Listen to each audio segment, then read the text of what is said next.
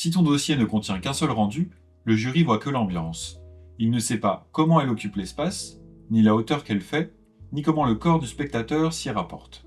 Un seul point de vue, ce n'est pas un dossier, c'est simplement une photo.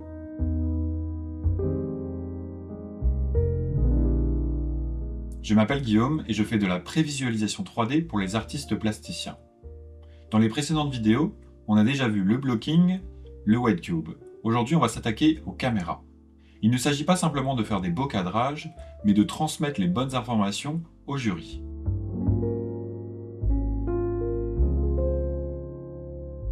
Dans Blender, on a accès à deux types de caméras. La caméra dite perspective et la caméra orthogonale.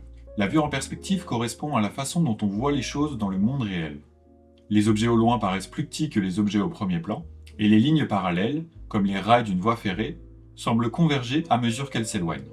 La distance focale contrôle le zoom.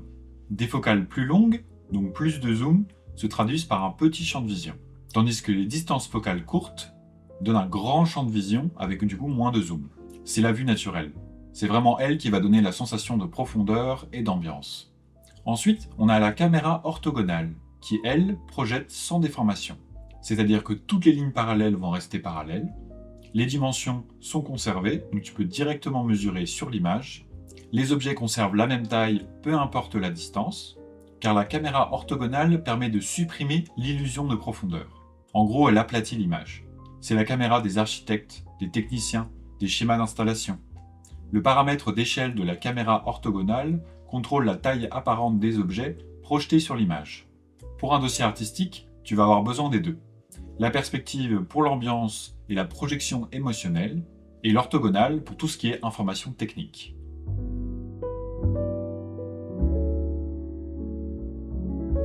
Il y a 5 vues minimum à produire pour chacun de tes projets. Une vue du dessus, orthogonale, qui va montrer l'occupation au sol de ta pièce, la position de l'œuvre dans la salle, sa relation au mur et la circulation du spectateur autour de ta pièce. Et c'est souvent la première vue qu'un commissaire ou un technicien lit pour comprendre l'implémentation. La deuxième vue, c'est une vue de face, également orthogonale. Elle sert à montrer les proportions verticales, hauteur de l'œuvre, rapport au plafond, et relations aux murs latéraux. Bien sûr, si tu as plusieurs pièces, tu fais une vue d'élévation par face principale. La dernière vue orthogonale, c'est la vue en section.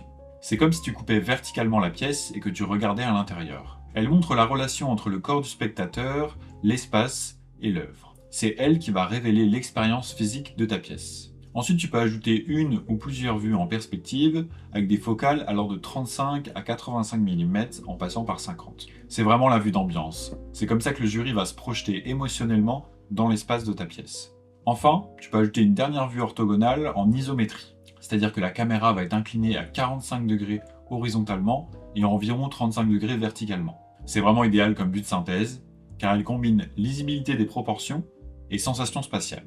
Si tu trouves cette vidéo utile, n'hésite pas à liker et à t'abonner.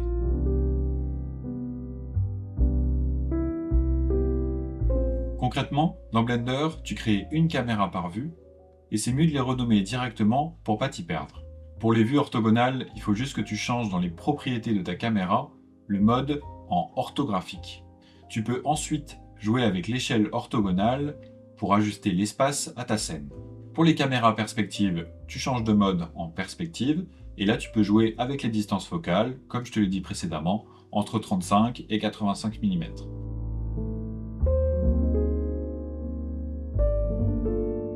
Cinq vues, 5 questions répondues. Où est l'œuvre? Quelle hauteur? Comment le corps s'y rapporte? Quelle ambiance? Quelle synthèse? Et c'est ça un dossier lisible. C'est pas juste un beau rendu isolé, c'est un ensemble de vues qui raconte le projet sous tous ses angles.